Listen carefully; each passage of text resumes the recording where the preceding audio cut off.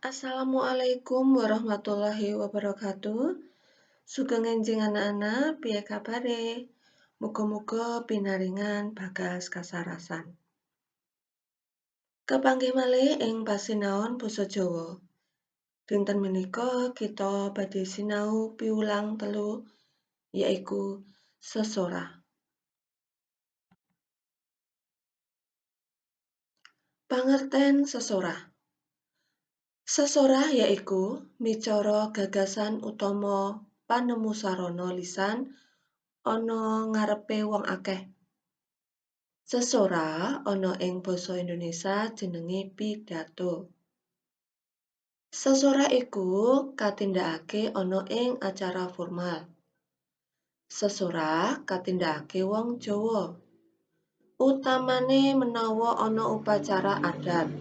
Upacara adat kang mbutuhake acara sesorah yaiku 1. Upacara temanten jangkep, 2. Sunatan utawa supitan, 3. Upacara sedekah gunung lan sapitunggalipun. Tujuane sesorah. 1. Kanggo menehi pangerten utawa utama kawruh. 2. Kanggo menehi kabar utawa informasi marang wong liya. 3. Aweh panglipur. 4. Bujuk supaya melu apa kang diandharake pamicara. Jenise sesorah iku ana 2, miturut gunan lan miturut ancasane pidhato. Miturut gunan, sesorah kabagi dadi pirang-pirang jenis, yaiku 1. Sabdatama utawa sesorah tunggal, 2. Pambagya harja utawa mahakarya rawuhe tamu, 3. Tanggap wacana utawa sesorah kang kudu antuk tanggapan. Jenise kaping kalih miturut ancasane pidhato, yaiku ana 4. 1. Atur pambagya yaiku sesorah kangge nampi rawuhing para tamu wonten ing acara menapa kemawon. Umpaminipun ing panghargyan utawa pesta syukuran lan sapiturute. 2. Alur kabar pawarta utawi informasi. Informasi saged arupi palapuran utawi nyariosaken satunggale bab dhateng pamiarga. Pramila bab ing angkang kawedharaken kedah gamblang utawa cetha. Tuladhane sesorah ing rapat, promosi barang, lan sapinunggalé.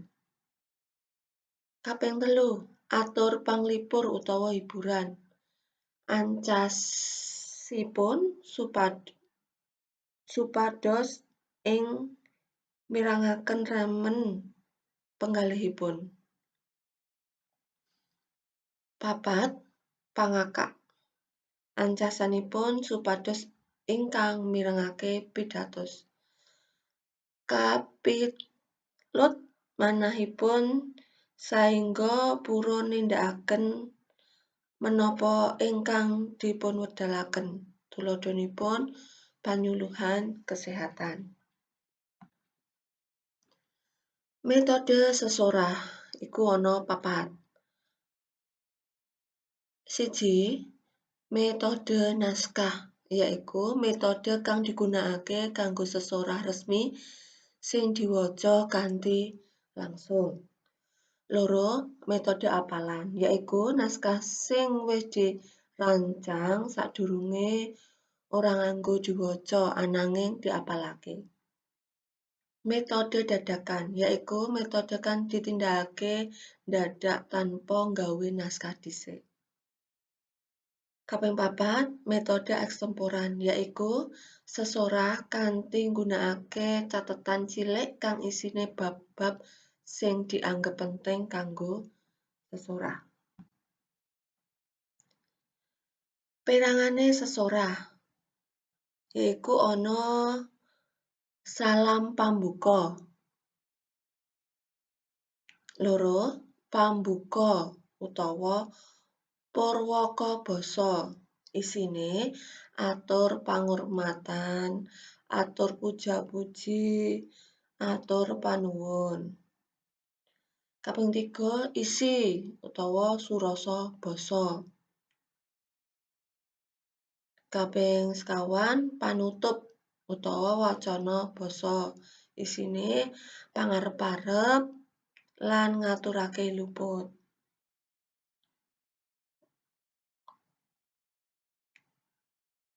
Sing terakhir yaiku salam panutup.